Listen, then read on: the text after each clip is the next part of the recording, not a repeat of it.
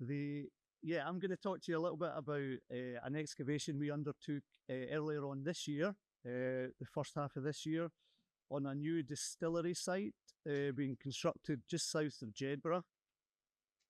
I put this photograph up on the title slide purely because I'm sure anybody who's been out in the field walking, some parts of this year have been atrociously wet, and it rained more days than it didn't on this site, but it did make for great rainbow photographs. So we have loads of rainbow photographs.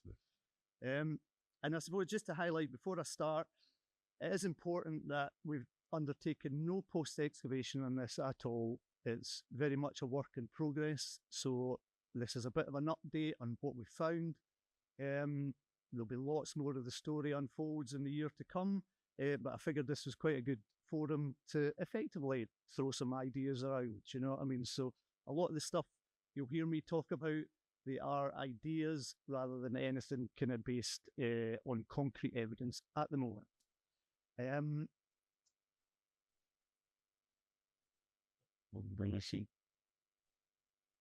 That way. So yeah, I'm sure you know where Jedburgh is. Just in case you don't, the map on the left, this red square down south of Jedburgh is where the site was. Anybody that's familiar with that area, on the left-hand side there, the area in red is where they are currently constructing the new distillery, Mossburn Distillers, I should say. Again, anybody that knew that area in the past, it's the site of the old Jed Forrest Hotel, and it's sandwiched between the Jed Water and the A68.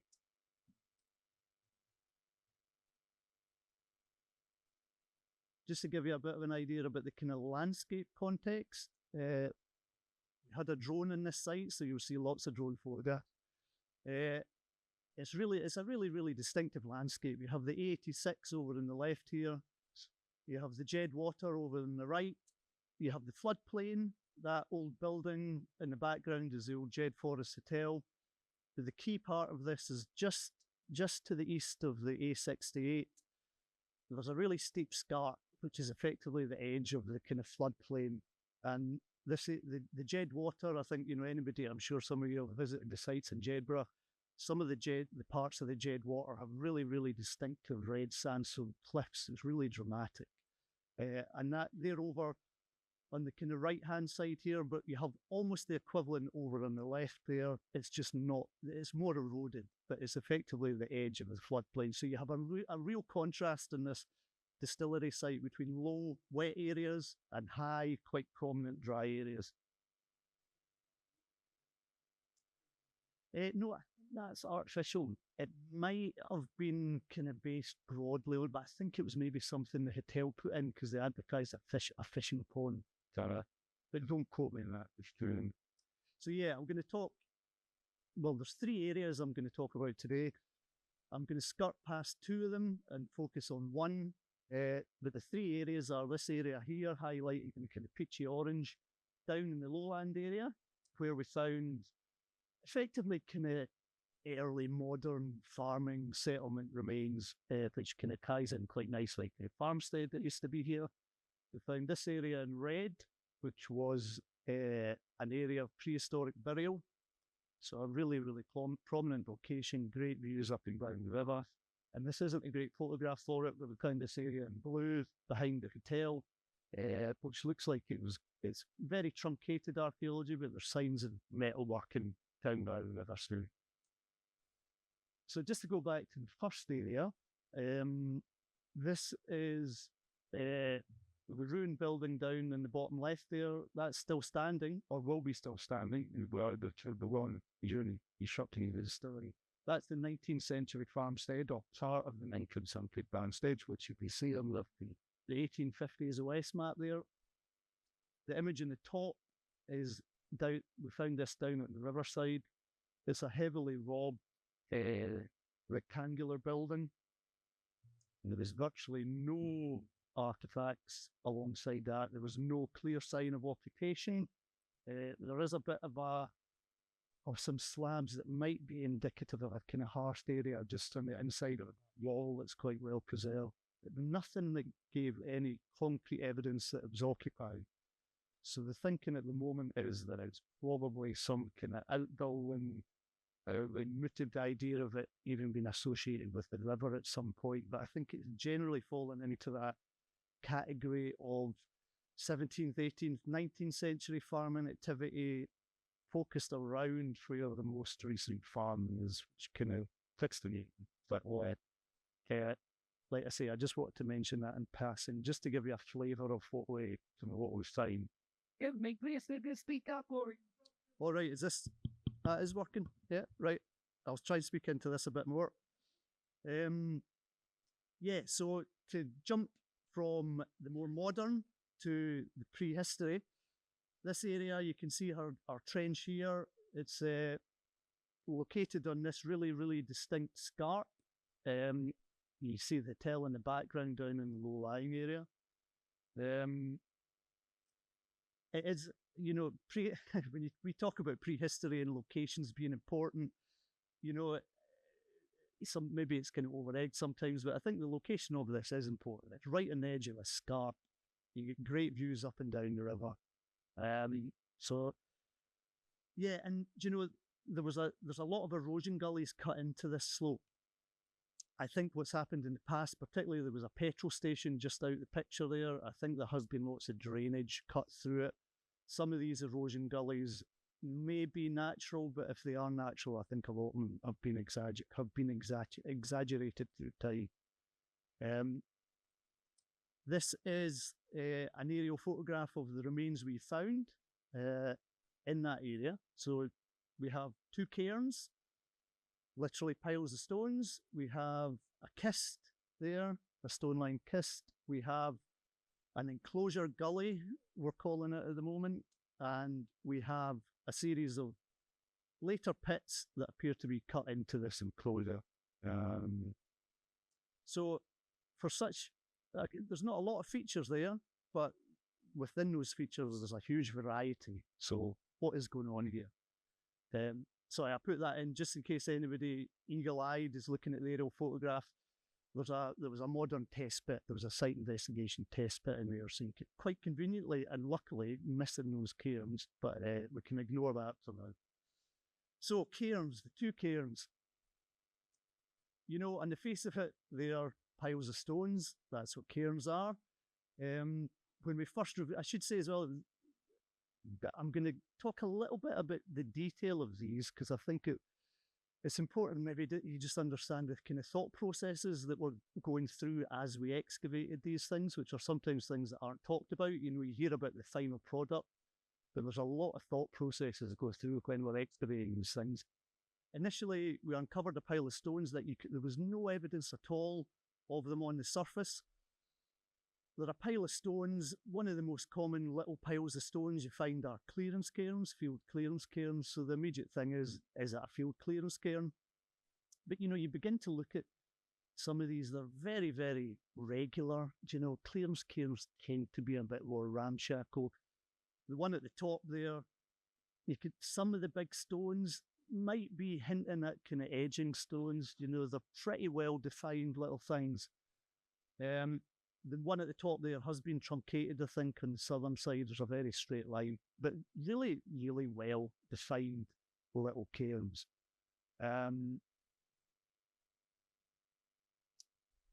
As we began to excavate them and dismantle them,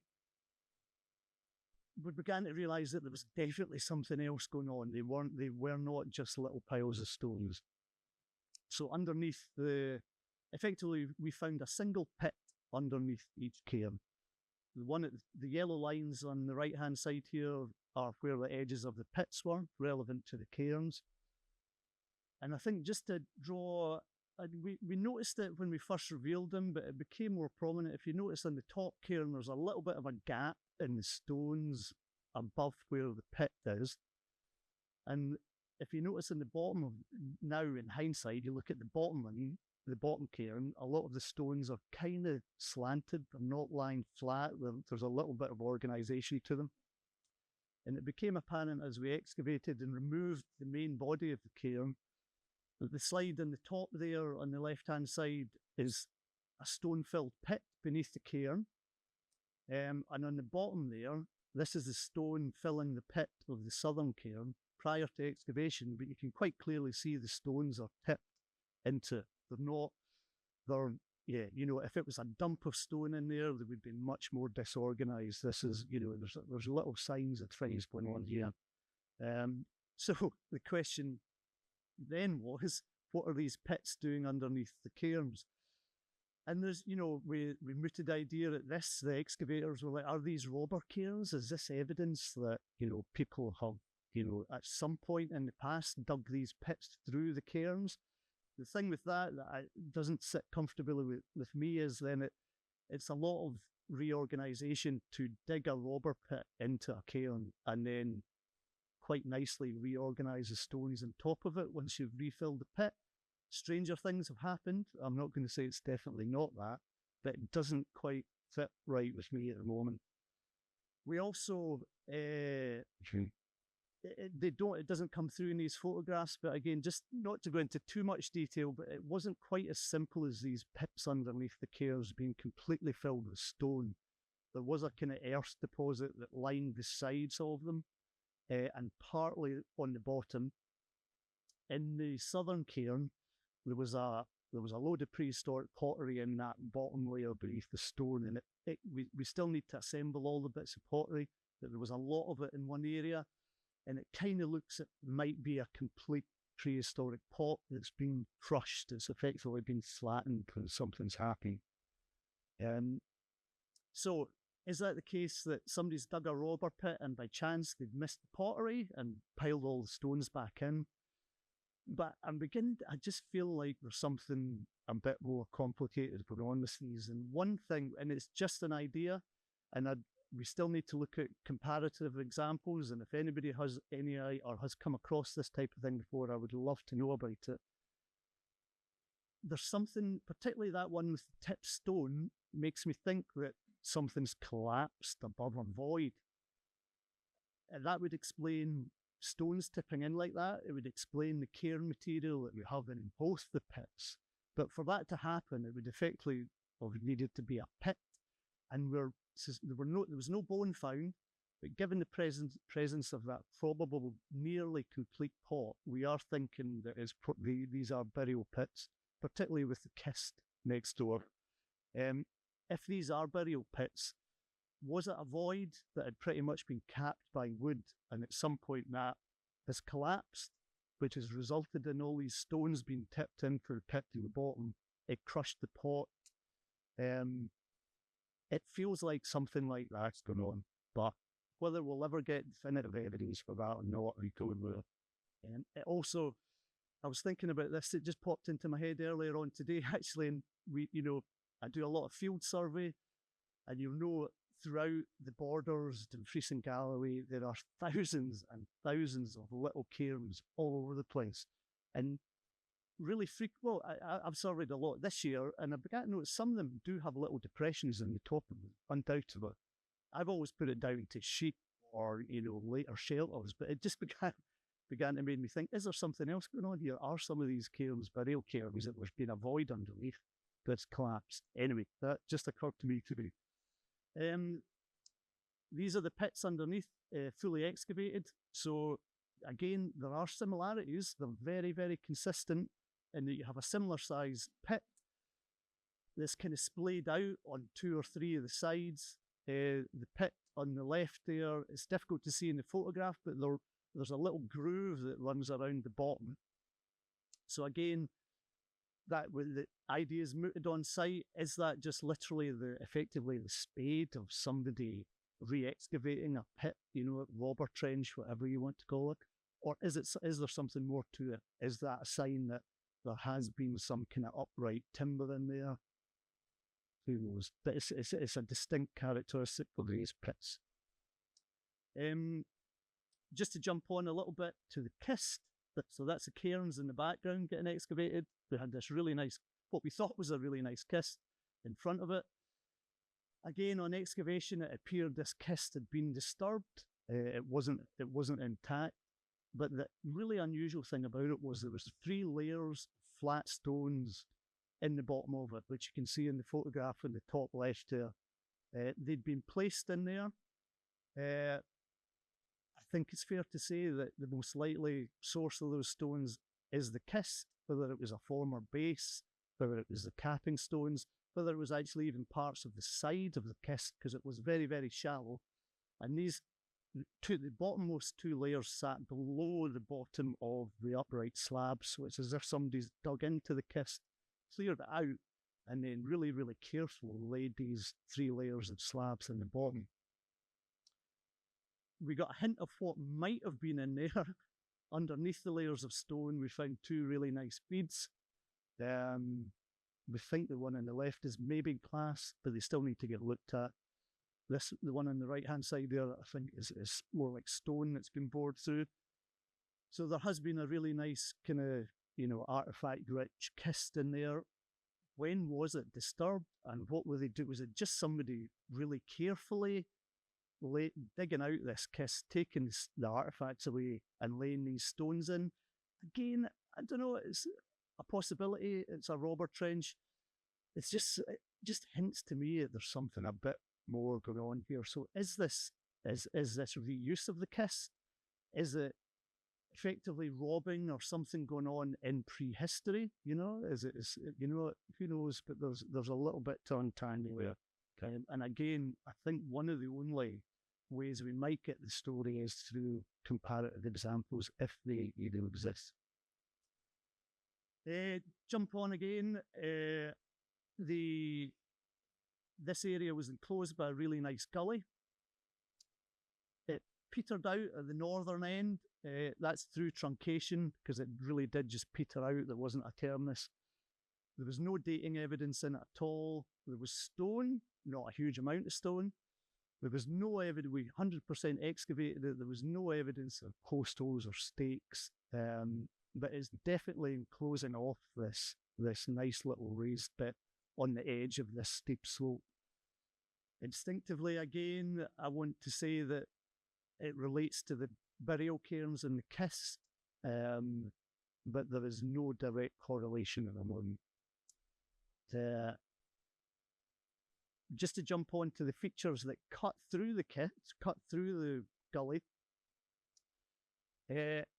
So they clearly post-date it. In fact, the laser isn't working. You can just see the stone fill of the gully coming round on the left-hand side of that bigger photograph.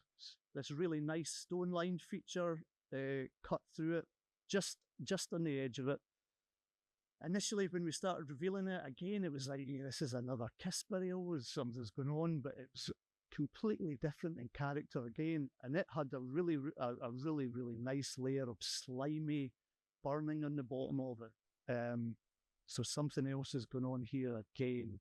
Again, I suspect it's prehistoric, late prehistoric, early medieval, something like that. But what exactly is going on, we don't know. We mooted the idea on site of it being some kind of early corn drying kiln, but certainly during the excavation, there was no obvious sign of drain or anything like that. To add into the mix, there was, and again, it's a shame, but effectively the front of that feature has been cut by a big pit. And out the other end, kind of down this side, there was a quite nice ditch that ran off the edge of the slope. And I'm pretty sure originally it would probably have joined up to this stone-lined feature, but there's a big pit in the middle that's removed that relationship. So again, hopefully post-excavation, if we can tie those two up, it might explain what's going on. So there's a big question mark over this feature at the moment. Again, don't be, that headstone, the stone at the top, looks like it's got really nice cut marks on it. So we thought that as well when we first saw it. When you look at it closer, I think they're natural kind of erosion cups. But that still doesn't mean to say it wasn't selected on purpose. They look nicer in the photograph than they do up close. So that's that prehistoric part. I think we're doing for time here. So just to jump ahead a little bit, and like I say, this is a whirlwind tour. Somebody might use that word earlier on. The other intriguing site, and it's not as visual as that stuff that I've just shown you there, but intriguing nonetheless, is the really, really low-lying wet area behind the hotel. And one benefit of all that rainy weather that we had was the photograph in the bottom here. That's our flooded trench, but it does demonstrate quite nicely the difference, the edge of the really, really low-lying wet area, because pretty much the archaeology was on that little bit of trench that isn't in the water. So it was great to see that. In that low-lying area, effectively where all this water is, the contrast in the stratigraphy between the high area and the low area was like night and day. I just put up, for anybody that loves stratigraphy, I put up that photograph because it was a nice stratigraphic periods of silting up, periods of peat formation, archaeology, which is that layer with the big stone in it. And I always, when you come across deposits like this, I'm sure people that do this a lot will know what I'm talking about. It always makes me worry because you never know where the archaeology could be. It could be covered up by rivers, it could be river deposits, peat, what have you. But we spent a lot of time evaluating that and during the excavation, and we were pretty confident the archaeology was just in one layer and it overlies all that peat further down in the trench. That's not to say that I think there was a lot more peat out in that wet area. So I think this site has been sitting on the edge of a really marshy, boggy, probably not too nice an area, which again gives us a bit of a clue as to what might be going on. The archaeology itself, like I say, it was nowhere near as visual as the prehistoric stuff, but we did get a lot of nice stone surfaces. We got a really nice hearth, which unfortunately had been truncated by a field drain, and loads of bits of metalworking waste. Iron slag, a lot with attached clay, which is really indicative of furnace lining. So I'm almost certain there's been at least a few clay furnace superstructures here, but they've gone. All we're left with is the really, really scant remains of what would have been a metalworking site. Virtually no artifacts. We had one piece of corroded metal out of one of the hearths, which I think is probably worth getting x-rayed. That might give us a bit of a clue as to the date. Otherwise, it will be radiocarbon dates from the hearth. And we are lucky in that, although the site is really, really truncated, we do have in situ kind of hearth deposits. So again, yeah, this is just a bit of fun at the moment. Fun. It's total conjecture. But I have excavated sites before where the only remains of the structure itself are pretty much a few flat stones, particularly if the structure was made of turf. So I wouldn't be surprised if we definitely have a hearth there. If we're looking at the really scant remains of some kind of structure in here, and we have the remains of a metalworking hearth here. There was all that pile of stone is 50% metalworking waste, and we have these nice stone surfaces. So I don't think we have settlement. It's not where people lived, but I wouldn't be surprised if this is a metalworking site related to the settlement elsewhere. And traditionally, it's not uncommon for metalworking sites in later prehistory or the early medieval period to be located slightly further away from the settlement. It was quite a manky job, smoky, dirty, noisy, and water was really important.